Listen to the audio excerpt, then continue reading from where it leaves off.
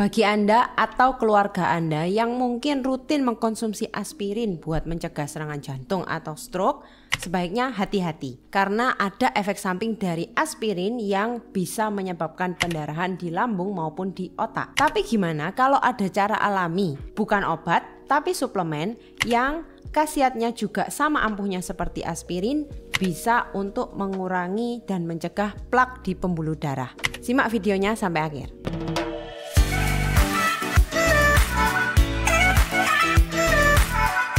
Halo Sobat Sehat, kembali lagi bersama Cece Apoteker di Tobat Tanya Obat. Kali ini Cece Apoteker akan bahas seputar penyakit stroke dan jantung yang mana disebabkan karena adanya sumbatan pada pembuluh darah. Nah, sumbatan pada pembuluh darah ini biasanya kalau orang-orang taunya disebutnya dengan plak. Ya. Nah, ternyata plak ini bukan hanya disebabkan karena lemak saja. Biasanya pada kebanyakan orang itu mikirnya, jangan makan makanan yang berlemak, jangan makan makanan yang berminyak, nanti pembuluh darahnya tersumbat. Padahal plak yang terjadi di pembuluh darah atau yang biasa kita sebut aterosklerosis itu bisa disebabkan karena berbagai macam hal. Ya, jadi bisa karena lemak, kolesterol, ya memang karena makanan-makanan yang berlemak, gorengan seperti itu. Kemudian ternyata juga bisa karena kalsium bahkan protein. Nah, yang menumpuk di dinding arteri. Nah, kalau menumpuk di dinding arteri, misalkan arteri ini semakin sempit, akhirnya aliran darahnya ini juga terhambat. Yang jadinya harusnya ke seluruh tubuh mengalir dengan lancar, jadi nggak lancar. Akhirnya bisa menyebabkan masalah-masalah serius seperti apa? Serangan jantung, bahkan stroke, ya. Nah, untuk penyebab kerusakan arteri sendiri ini biasanya karena apa? Karena banyak hal, terutama seperti lemak. Ya, tadi memang salah satu penyebab utama penyumbatan pada pembuluh darah itu adalah lemak. Jadi karena dislipidemia, kemudian karena kolesterol yang tinggi. Terus bisa juga karena tekanan darah yang tinggi. Kenapa tekanan darah tinggi? Karena pada saat tekanan darah kita itu tinggi, maka akan memicu disfungsi dari endotel. Endotel ini adalah dinding dari pembuluh darah. Kemudian akibat gula. Nah, gula ini juga dapat menyebabkan kerusakan arteri atau pembuluh darah. Kemudian merokok. Ya, kalau merokok ini kita sudah tahu ya bahwa merokok ini memang sangat merusak pembuluh darah. Jadi dia bisa merusak endotel atau dinding pembuluh darah. Selanjutnya obesitas. Nah, kalau obesitas ini biasanya ya karena penyebabnya tadi ya kebanyakan gula, kemudian kebanyakan lemak. Jadi kalau obesitas kemudian resistensi insulin itu juga faktor resiko tinggi untuk menyebabkan kerusakan pembuluh darah. Kemudian yang selanjutnya yaitu gaya hidup tidak sehat. Ya kita tahu sendiri kalau misalkan kita jarang olahraga, kemudian makannya berlemak, ya udah nanti bakal merusak pembuluh darah. Dan adanya proses inflamasi kronis atau infeksi. Jadi untuk hal-hal khusus ya seperti penyakit autoimun. Jadi ada beberapa penyakit yang akhirnya dia bisa menyerang tubuh sendiri. Untuk penyumbatan pada pembuluh darah yang bisa menyebabkan stroke atau penyakit jantung itu pada kasus-kasus tertentu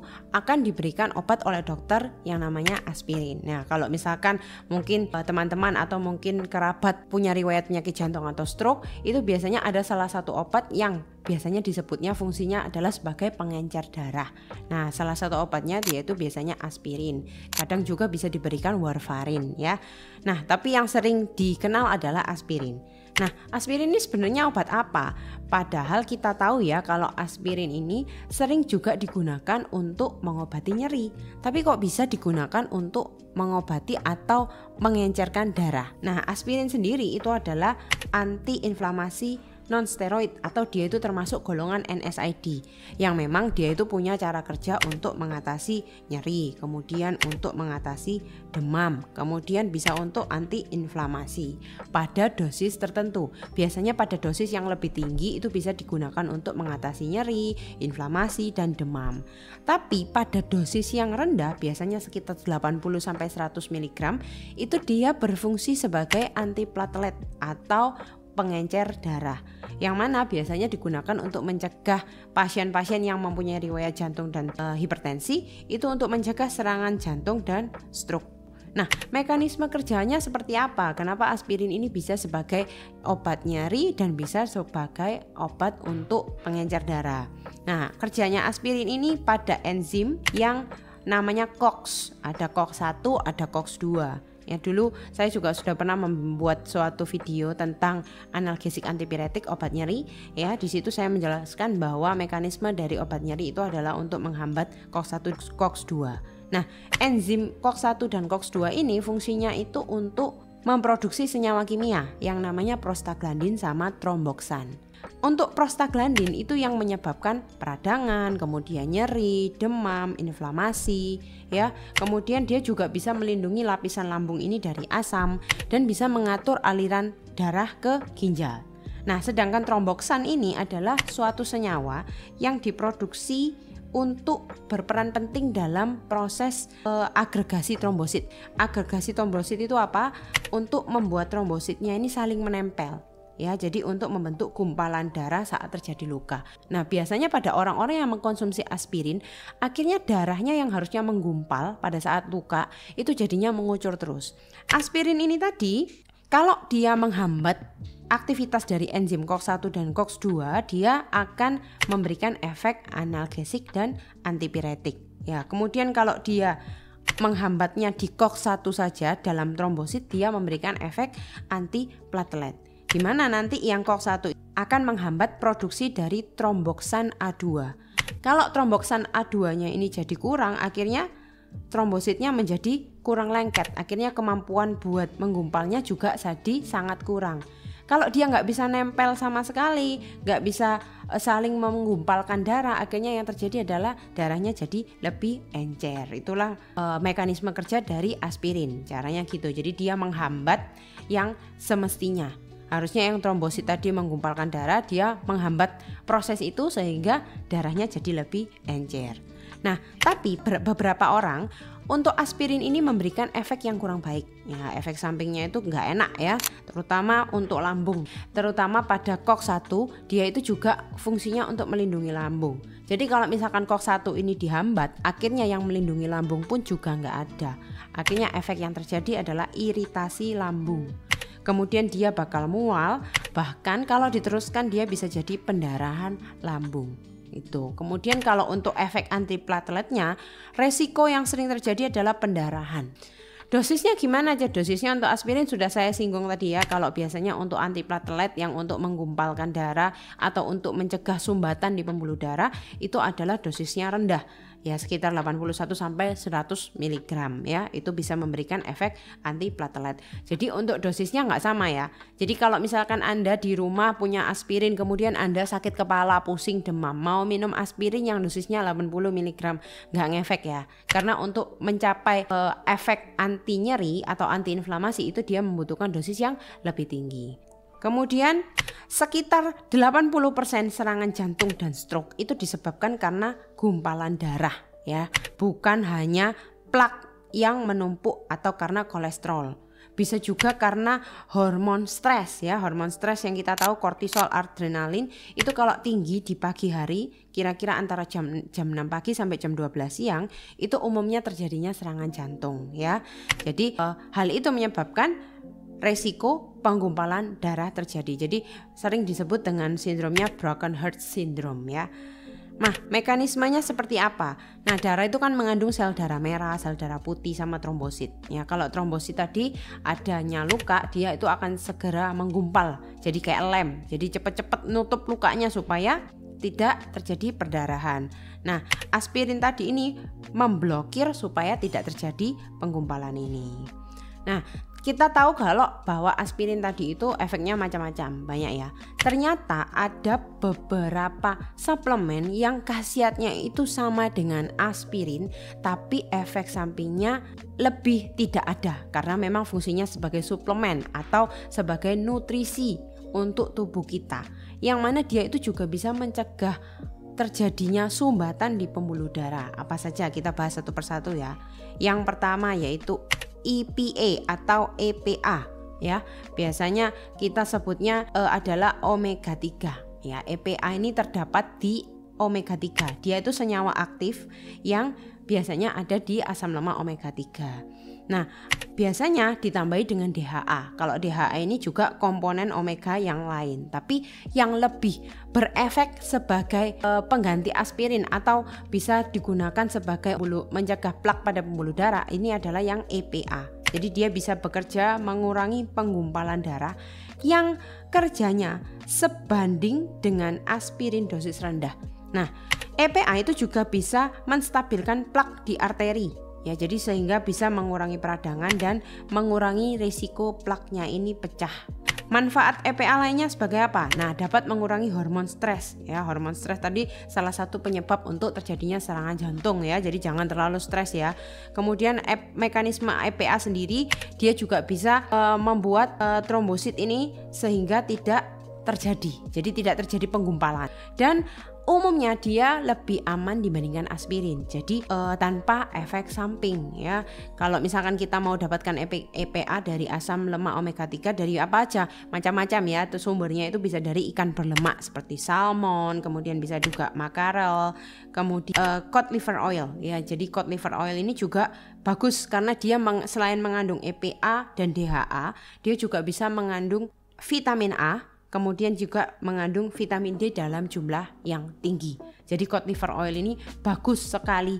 Nah, karena tadi cod liver oil ini juga bagus memiliki kandungan vitamin A dan vitamin D, ternyata vitamin A dan vitamin D itu juga dibutuhkan untuk bisa menghambat pembentukan plak di pembuluh darah. Kenapa? Karena vitamin A ini bisa memperbaiki lapisan internal tubuh seperti apa saja, bisa usus besar, paru-paru, lapisan dalam arteri. Kemudian dia juga memiliki efek antiinflamasi yang kuat sehingga bisa mengurangi plak yang terjadi karena aterosklerosis. Selanjutnya vitamin D. Nah, kalau vitamin D ini memang fungsinya banyak ya, tapi dia juga bisa mencegah kerusakan lapisan dalam arteri atau endotel. Ya, endotel itu adalah suatu dinding arteri yang jangan sampai rusak. Cara kerjanya seperti apa? Dia meningkatkan nitrit oxide. Yang nitrit oxide ini baik untuk tekanan darah. Terus bisa juga sebagai antiinflamasi yang kuat dan bisa menstabilkan plak. Nah, vitamin D ini bisa bagus untuk melindungi pembuluh darah apabila dia dikombinasi dengan bantuan vitamin K2. Ya, jadi selanjutnya suplemen yang dibutuhkan adalah vitamin K2. Kenapa vitamin K2 ini dibutuhkan? Ya, karena vitamin K2 ini fungsinya untuk mengatur kalsium. Ya, kenapa kalsium ini dibutuhkan untuk mencegah plak pada pembuluh darah? Ya, karena tadi plak itu bukan hanya terjadi dari lemak, tapi bisa dari kalsium, bisa dari protein, bisa dari lemak ya, macam-macam. Nah, K2 ini kalau kita mengkonsumsi vitamin K2 ini akan mengaktifkan protein ya, nama proteinnya adalah MGP, matrix glycoprotein. Di mana fungsinya dia itu tadi adalah mencegah kalsium supaya menempel dan mengeras di jaringan pembuluh darah. Ya, jadi kalau misalkan vitamin K2-nya ini nggak cukup, akhirnya protein MGP-nya tadi tidak aktif, kalsium yang seharusnya masuk ke tulang itu malah masuknya ke pembuluh darah atau arteri. Akhirnya terjadilah penumpukan. Kalau terjadi penumpukan, akhirnya terjadilah sumbatan. Jadi vitamin K2 itu sangat penting agar mencegah plak di pembuluh darah. Bisa dapat dari makanan apa saja, C? Bisa contohnya seperti hati ayam dan kuning telur, itu yang paling mudah. Tapi kalau sekarang ini sauerkraut ya, sauerkraut itu fermentasi dari kubis. Kemudian kalau kita tahu natto ya, natto yang dari Jepang itu kedelai fermentasi, itu juga kaya akan vitamin K2. Kemudian juga ada keju yang modelnya keras, namanya Parmigiano dari Italia, itu juga bagus karena dia mengandung vitamin K2. Selanjutnya yaitu vitamin C dan E. Kalau vitamin C kita sudah tahu ya bahwa vitamin C itu bagus untuk mengurangi peradangan atau antiinflamasi. Kemudian dia juga bisa untuk meningkatkan daya tahan tubuh. Nah, ternyata dia itu juga bisa menjaga kekuatan dan kelenturan dinding pembuluh darah. Jelas kita butuh pembuluh darah dindingnya yang lentur. Kalau enggak kan gimana ya. Kemudian melindungi dinding arteri dari kerusakan akibat radikal bebas. Kalau untuk penangkal radikal bebas sudah jangan ditanyakan lagi, khasiat vitamin C sudah paling bagus. Bisa didapat dari apa saja? Dari berbagai macam hal. Buah-buahan seperti yang asam-asam ya, jeruk, kiwi, beri, sayuran hijau itu bisa kita dapatkan. Atau kalau mau didapatkan dari suplemen juga boleh-boleh aja. Kemudian vitamin E itu ternyata juga merupakan antioksidan utama yang larut dalam lemak. Ya, jadi kenapa penting? Karena dia bisa melindungi LDL dari oksidasi dan mengurangi peradangan yang merusak lapisan arteri. Jadi vitamin E ini juga bisa digunakan proses pencegahan pembentukan plak. Ya, bisa didapat dari apa saja vitamin E? Banyak ya, dari kacang-kacangan, kemudian biji bunga matahari, almond, minyak zaitun, dan alpukat. Nah, pertanyaan selanjutnya, C, bisa nggak vitamin-vitamin atau suplemen-suplemen ini kita dapatkan selain dari makanan? Bisa-bisa aja. Jadi boleh, bisa kalau mau mengkonsumsi suplemen, boleh ya. Vitamin K2, vitamin C, vitamin E, vitamin A, vitamin D, atau mau menambahkan omega 3 itu bagus sekali, nggak masalah. Yang penting yang harus diperhatikan adalah dosisnya. Jangan sampai berlebihan. Jadi perhatikan labelnya, perhatikan ketentuannya, perhatikan dosisnya, jangan sampai berlebihan dan gunakan sewajarnya saja. Kemudian untuk penyakit tertentu juga harus diperhatikan ya, karena ada beberapa penyakit yang tidak diperbolehkan untuk mengkonsumsi suplemen tertentu dalam jumlah yang banyak. Jadi memang harus diperhatikan, dan kalau memang memiliki riwayat hipertensi, kemudian stroke, penyakit jantung, jangan hanya semata-mata terus mengartikan bahwa suplemen-suplemen ini bisa menyembuhkan dan tidak perlu minum obat lainnya. Tidak seperti itu ya. Jadi suplemen-suplemen ini hanya membantu mencegah. Jadi bisa untuk memaksimalkan saja supaya mencegah plak, mencegah sumbatan, supaya tidak terjadi stroke dan serangan jantung. Ya, sekian video kali ini, semoga bermanfaat untuk sobat sehat dimanapun Anda berada. Sampai jumpa di video berikutnya.